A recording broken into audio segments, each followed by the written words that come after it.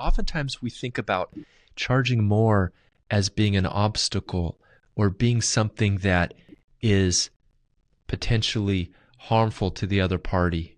We can unintentionally diminish the purchasing experience for the other person with our own concern around money. 80% of communication is nonverbal.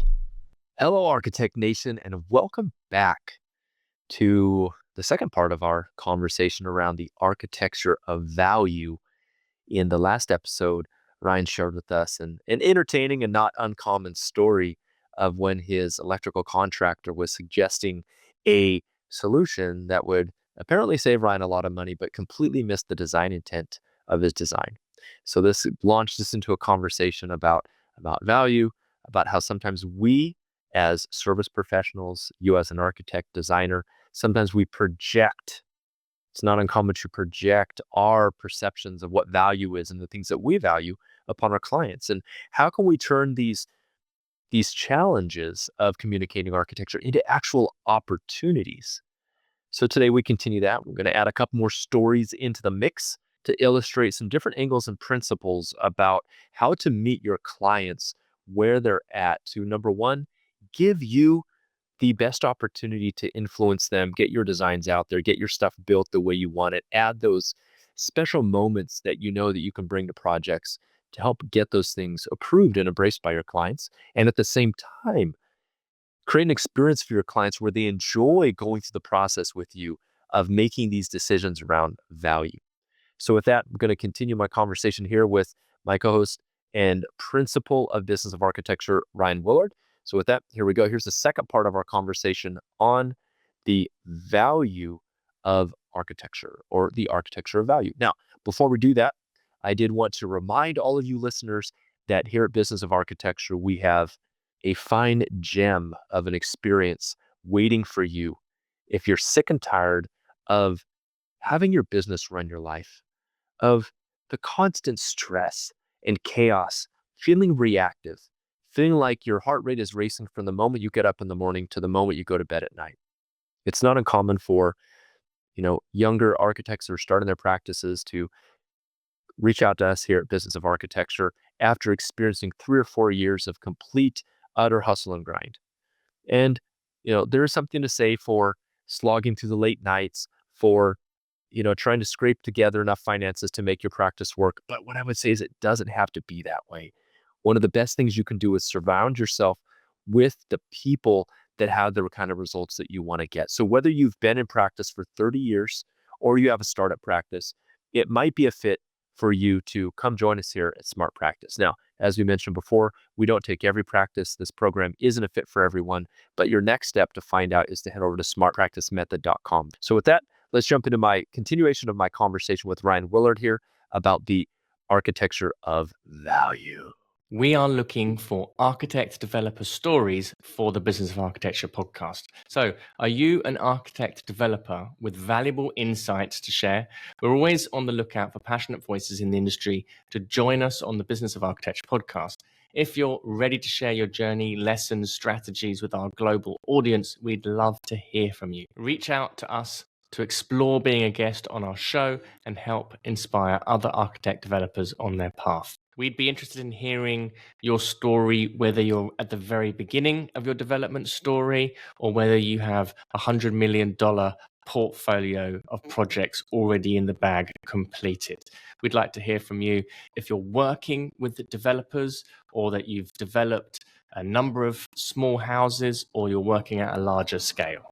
Well, yeah, and I want our listeners to think about, Ryan, how, because oftentimes we think about charging more as being an obstacle or being something that is potentially harmful to the other party. It scares us a little bit. But what if charging more actually made the whole process, actually added value in and of itself? Made it more enjoyable for the other person to conduct the transaction because they're paying more money. Not simply because we charge more, but because of the process that we have around that. Mm-hmm. Yeah, it's people pay for that. Yeah, it's value. It's making people feel special. 100%. Yeah, making people feel special. That's part and parcel of the scarcity makes people feel special, and the kind of attending to there's not many of these things around, so just having it is making you feel special, whether it's illusionary or not. It's part of the fun of the game. Yeah. And it's interesting because with the watch, the other side of the story was I made this purchase, I had all the security checks, something went wrong, my transaction was declined, or the transaction wasn't declined, but the order was cancelled. Okay, so they ended up taking my money. They took my money, and then they cancelled the order. And I was like, "Hey, why would you do that to me?" So annoying. So annoying. So annoying. So there I was writing all these emails to their customer service, and I was asking lots of questions. What's happened? What are the unforeseen circumstances? They sent me more questionnaires. I filled them up. And then I was passed on to a third-party security company that they worked with for their online sales, and they were asking questions, and I couldn't tell the difference between whether am I talking to the watch company, am I talking to this security company, and now you're telling me that I need to reorder the watch and pay another $400 or $500, whatever it was, and you haven't refunded my initial purchase amount, and so all that was starting to piss me off. So now, of course, you're approaching with the proper British decorum, polite, empathetic, understanding. Very wife, courteous. Yvonne read one of the emails I wrote, and she said, "Oh my God, that is the most British complaint I've ever seen." Dear kind sir, I hope we can remedy this as soon as possible. I asked, is there anything you can do for all of the, is there any kind of goodwill gesture you can make for all of the inconvenience and the kerfuffle that has been created with this? Oh, that's great. But it was interesting because that experience of the kind of confusion, the annoyance of like, I didn't really want to have to be out of pocket by it would have been nearly $1,000 at this point and not have a watch. I wanted to have the money back. I didn't feel quite safe with the website, the security thing. I didn't know whether their third party security thing was real. So I was starting to question: have I just been scammed? It had all that sort of not very nice, pleasant, absolutely, yeah, experience you're wearing as my data been shared, etc., etc. Yeah. Anyway, I made a list of complaints, and they ended up. They said it was going to take 10 business days to refund the money. Blah blah blah. I made more complaints in a nice British kind of manner, and then on Monday they sent the money back, and I was like, okay, fine. I don't want the watch anymore because I didn't enjoy. I mean, after all that, who would? I mean, come on. You're like, all of the kerfuffle. Not worth it. Yeah, all the kerfuffle.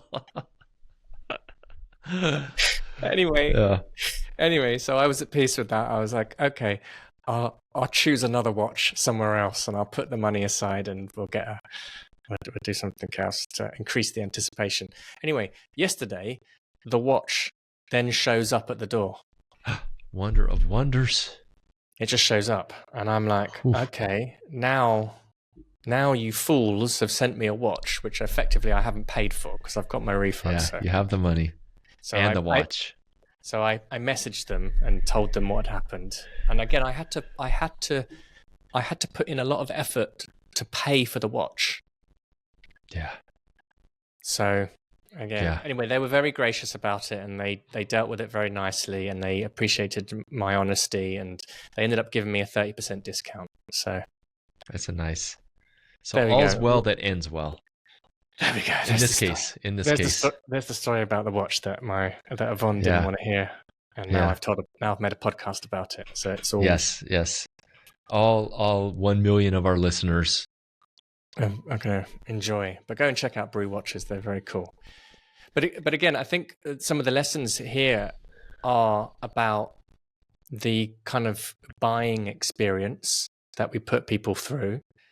There are things that are counterintuitive that can actually be quite advantageous and create an experience of anticipation. We can make the actual buying experience fun. People like to shop. Don't forget this. People love shopping. Yeah, I love that. I love that. This is like, how many of us have spent money on things that we couldn't really afford at some point in our lives? There's a wonderful saying, Ryan, that I like that goes, one of my mentors said this once. He said, people love buying, but they hate being sold. Right? Like, we like spending money for something. We want to be seduced in the process. We want to have that dance of desire, intrigue, and finally conquest. But we hate being sold. In other words, if we feel like we're being sold, like someone's pulling one over on us, trying to convince us to do something, cajoling us, manipulating us, terrible process, right? But there is a beautiful art and science to doing this, so that you are you're playing the seduction game, and it's also tasteful and enjoyable for the person going through the process. Which in Ryan's case, we saw a less than desirable. I mean, with the watch, let's face it, you're annoyed, you're agitated. It sounds like a lot of that was probably because their customer service was following a script. They had certain things they could and couldn't do, right? Maybe miscommunication between the different departments. Well, like, we don't know how to tell shipping that to don't ship it, and because we're the refund department and blah, blah, blah. Yeah, exactly. And again, those sorts of mess ups, if you like, if a singular person had kind of dealt with it and, had taken care and said, I mean, again, credit to the company because they ended up resolving it in the end. But it just like a singular point of somebody dealing with that transaction. And we've got this, so sorry. One-to-one communication, not kind of pre-canned responses or AI bot. Though I wouldn't be surprised if an AI bot would have been better. It might have been. Sir, let us resolve this for you as quickly as possible. I'm sorry for the inconvenience. This must be extremely frustrating. Yeah, exactly. Just kind of like understanding, that this is annoying, and that part of their anticipation, the enjoyment of the buying process has now been dissipated. I want to mention another story as well. I love stories. One of our clients was sharing with us, and this was we have a program called the Associate Leadership Program as part of the Smart Practice, and this is where we have business owners who are preparing the next level of leadership to emerge in their firms. So they might be preparing for succession planning. They want to empower team members to step up into finding their leadership, finding their voice, taking charge of the teams, becoming proactive, becoming quite powerful communicators, being able to bring in work. And so we have a part of our Smart Practice that specifically deals with those people who are doing that. Now, that one does have quite a strict qualification process. I'm not just saying that because we've been talking about the marketing, but we do have, because it's not a fit for everybody, and not everyone is ready to become a partner of a business. But the guys that we've got in the moment, guys and gals, are amazing. And one of them was sharing some insights from a sales experience that they had. And the founder of the practice is a very seasoned architect, very, very knowledgeable. He's a good salesperson. He's been working with us for a number of years as well. And this younger leader of the firm was accompanying the kind of senior founder or owner of the practice in the sales conversation with the client. And they deal with these ultra high net worth individuals, kind of ultra luxury, and it's big numbers, and they don't do any work that's under sort of $5 million for a new build kind of thing, and they've got a nice healthy percentage on the construction on that for their fees. Okay, and I asked this guy, our client, what was the one key takeaway that you got from this sales experience, watching the principal in action? What did you see? What was really impressive for you that you took away? And he said, it was really amazing actually to see at the very end of the conversation, without batting an eyelid, the principal of the firm sat there and asked the client for the deposit, okay, to get started on the work. and it was for a large amount of money. It was about $160,000. Okay, and he was saying $160,000. He was like, "That's so much money. The client's going to freak out about this. There's going to be a drama." And he was saying that was for him to have asked that. That would have been, I don't know. He had his challenges around what a large amount of money that was, and for a lot of us, we could imagine, surely there's going to be pushback to drop 160K. Who has 160K just sitting in a bank? Who's going to give it to the architect as a starting commencement fee, just like that? Surely we've got to do some work. Surely we've got to do something for it. And he said he was so impressed at how much of a non-issue that was for either the principal who was asking for it, so the architect who said, "This is how we work. We take $160,000 to get started. Put that into this bank account. We can get going right away." And then what was more surprising was the client's reaction, which was, "Yeah, no probs, no pushback." And I thought that was interesting. Again, kind of it, when we're selling as well, our own mindset or feeling around money, we can unintentionally project onto other people. And what might be a large amount of money for us, or we might have a discomfort around talking about it, or a discomfort around asking for it. It's more that, the discomfort about asking for it. The other person you're talking to may have it's like 160 grand. Okay, sure. It's like them, they spend it on a watch. There we go. Their toilet paper is made of dollar bills, $100 bills. They got no problems with it. But it's, again, kind of useful for us to think about the way that we project our own concerns onto money, and then how that ends up influencing our sales conversation, and how we can unintentionally diminish the purchasing experience for the other person with our own concern around money. Yeah. Hey, the other thing I wanted to mention here, Ryan, is that this associate of this firm keyed into something that is very important, but oftentimes overlooked.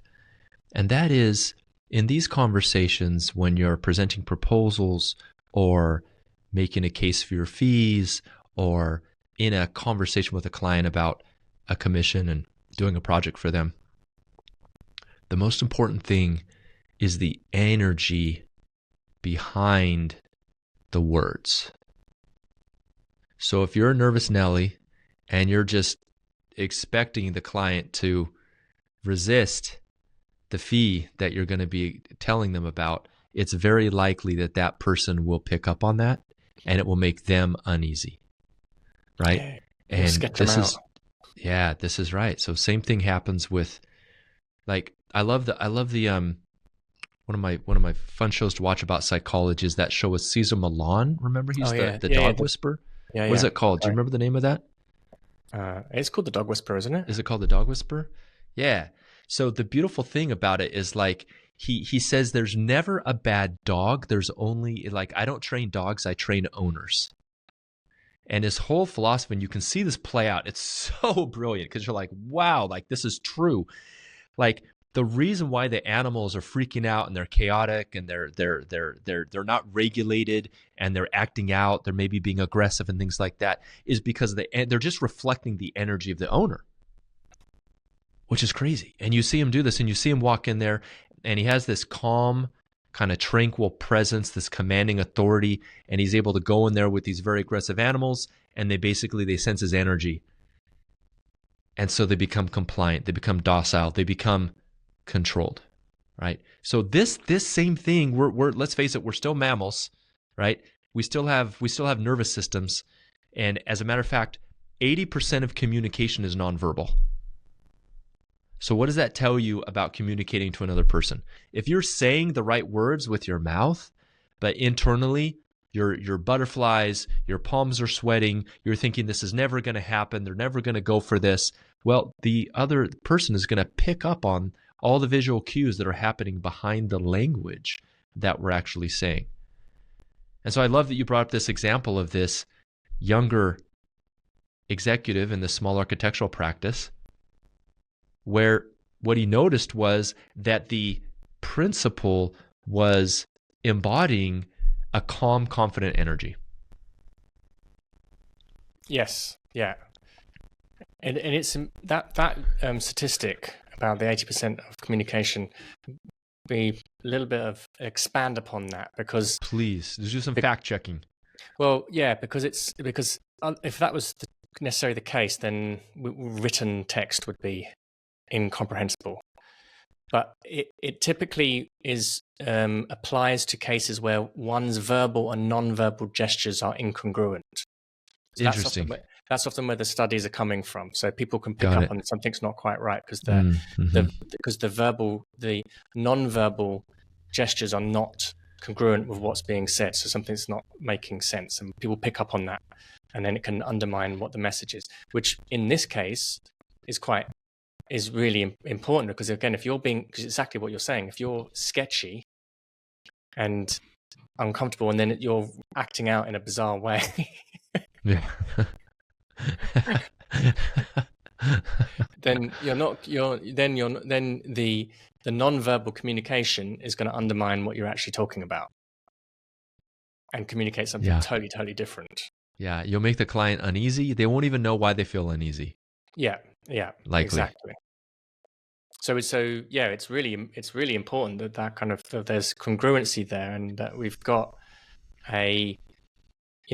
and there is definitely a kind of a practicing of these sorts of conversations, or just even reminding yourself that, when you first started business, you were charging $300 for something, and now you charge $15,000 for it, for the same sort of thing. And that at one point, the idea that you were charging 15 grand for something would be incomprehensible. And then the same with, you used to charge 15 grand for that, and now you're charging 150 for it. And so that there's these kind of levels of comfort, and bringing that to our awareness is very useful. Yeah, I mean, I remember when I first started out in practice, and oh man, I used to sweat bullets. And it's normal too. It's normal to, as you increase your fees, as you start to ask for more money, it's normal to be uncomfortable with that. It's just normal. Mm-hmm. Right? Like, I remember sitting in front of a client, like, tell them the fee, and everything in my mind was thinking, like, they're going to reject this. It's too much money. They won't accept it. They're going to get angry. They're going to get upset. And then they would be like, oh yeah, that sounds fine. And I'd be like, wow, maybe I'm leaving something on the table here. Mm-hmm. I mean, it's such a good exercise to get comfortable talking about money. We see, if we look at the most free work that architects give away, it's not in their marketing endeavors or doing free work for a developer. It's usually they're doing free work because they're undercharging, or they don't take care of any kind of ad services. So along the way. Yeah. So along the way. Little the death of 1,000 cuts. Yeah. And when we look at people's realization rates, we see that very clearly, that they're not billing for all of the hours that they're working on those projects. And at the core of it is often this discomfort about asking for money. And if we haven't, again, relating it back to what we were saying at the beginning of understanding what the values are of the client, and also taking a frame that actually purchasing from you might be fun, and what's the experience I want the client to have, then there's ways to start to make a shift around it. Yeah, that opens up a whole nother conversation about scope guilt or timeline guilt. I'm not sure. We got to come up with a phrase for that. But as a firm owner, like you feel guilty that your team members have taken so long on a task that you could have done with less time. Yeah, right. So you're like, yeah. It's like, oh shoot, if I would have done that, I would have taken half the time. They spent way too much time on this. Now you're feeling guilty. So then you write down the actual invoice, which means that comes straight out of your profit. You take a loss on, you lose those hours because you're basically subsidizing that by writing off that time. You're going to have to pay the employee. You're paying them to sit there in the seat and do that work, right? And so that is, I want to challenge that kind of idea that you need to stomach or write off, or you need to absorb those costs. Like, that's not necessarily the case. If your employee takes longer, then charge the client more. There's nothing inherently wrong with that. Now, if you know that you're mismanaging the project, that's another issue. And a lot of times I know architects, we do feel like that. You might feel like that. You're like, well, shoot, if I had more time, if I was more on top of this, I would have stopped that. So I feel like I'm to blame. Then it gets really, really messy. So it all goes back to having, that's why we have something called smart practice, right? That's why we have frameworks, we have systems, we have modalities, we have protocols for keeping you out of these situations where you're having to write off. Recently I did a webinar last week, and this wonderful architect lady, heart of gold, but we did some math and we figured out that she was like, I think it was like, she was writing off, she was like, the way she was operating her practice, there was about $40,000 a month that she was leaving on the table through inefficiencies, mismanagement, undercharging. Now, I don't know about you, Ryan, but in my world, $40,000 is still a lot of money. Get some nice watches with that. Yeah, very nice watches. You could buy a couple of very nice watches with $40,000. Side note, for some entertainment, if you want to go check out an interesting article about watches, Neil Patel, who is a SaaS entrepreneur, started Crazy Egg and a couple other software companies. He wrote this brilliant article talking about how a $100,000 watch got him $1 million worth of deals or something like that. It's very fascinating. It talks about how he would invest in these very, very expensive watches, go to restaurants in Silicon Valley, and people would comment on them because they knew. I don't need to hear this. Why is that, Ryan? Just give me more excuses. I know. You're going to be like, I can justify it as a purchase. You're sitting down over dinner with Yvonne. She's like, it's $180,000? You're like, honey, this is an investment. This is only going to open up more opportunities for me.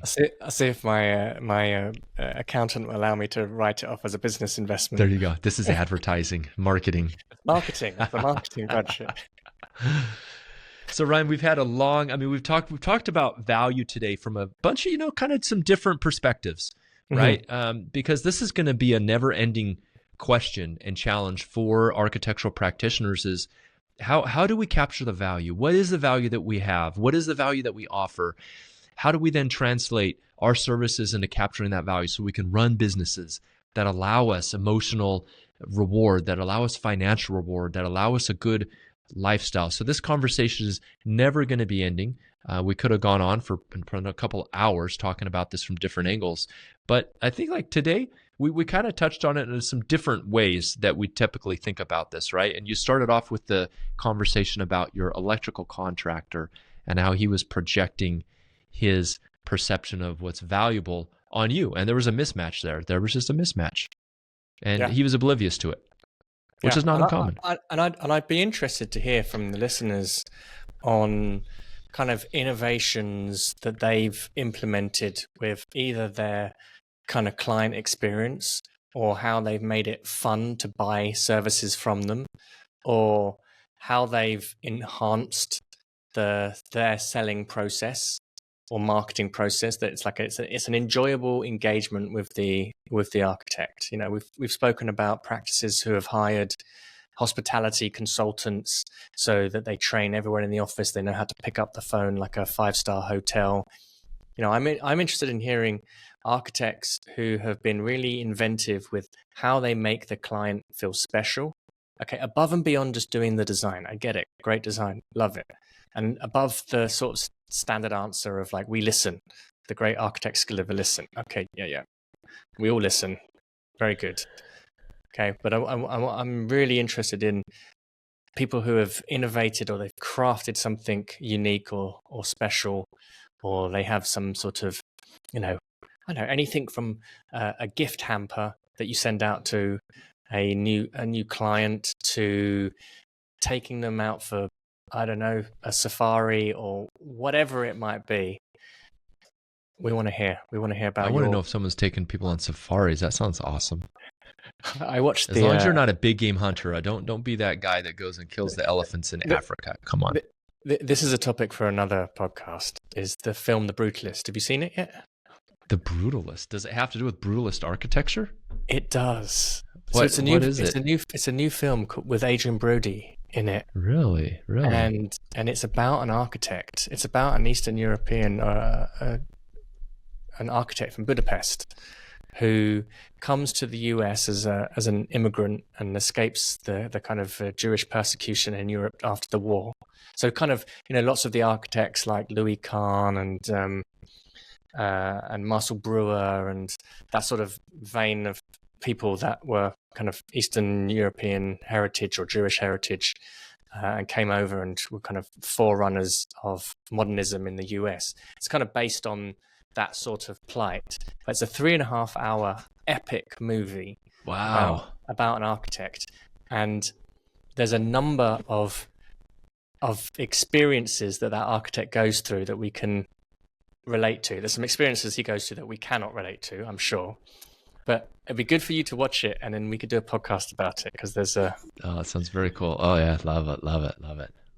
In it, there was a particular piece where he has a kind of very unique experience with the client that ends up turning out very bad in the end for him. But he's going to the Carrara marble mountains to choose the marble with the client, and it'd be interesting to see these architectural archetypes. How they forecast. It sounds like a more sophisticated portrayal of architecture.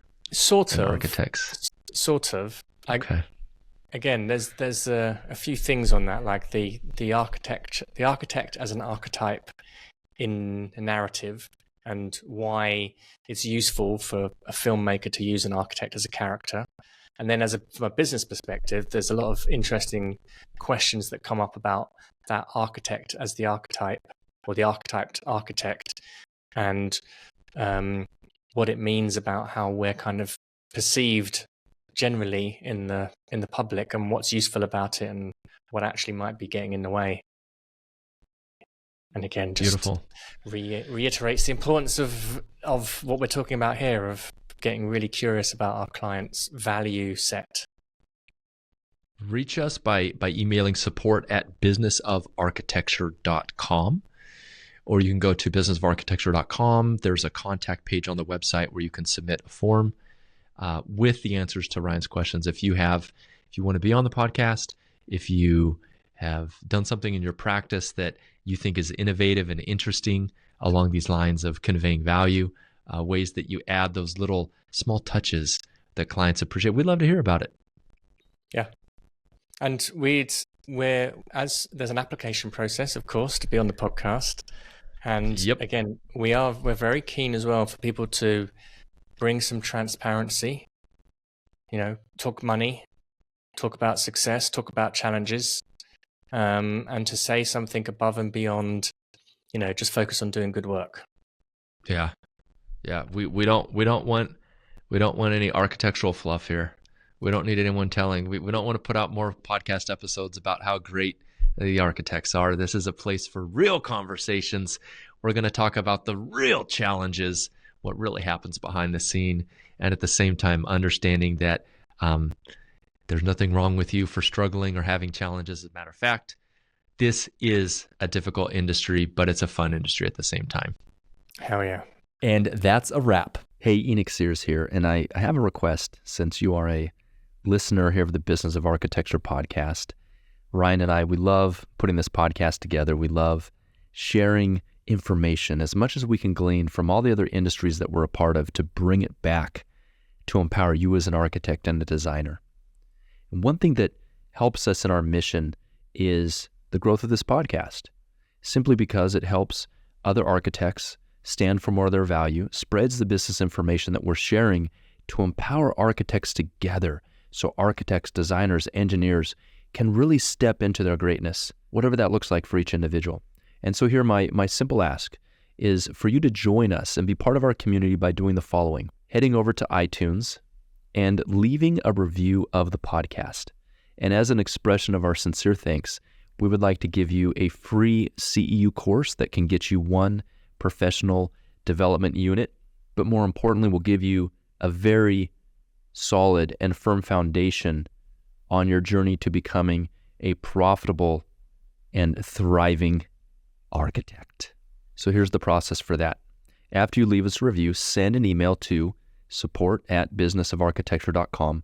Let us know the username that you use to leave the review, and we will send you that free training. On the training, you'll discover what 99% of architecture firm owners wish they would have known 20 years ago.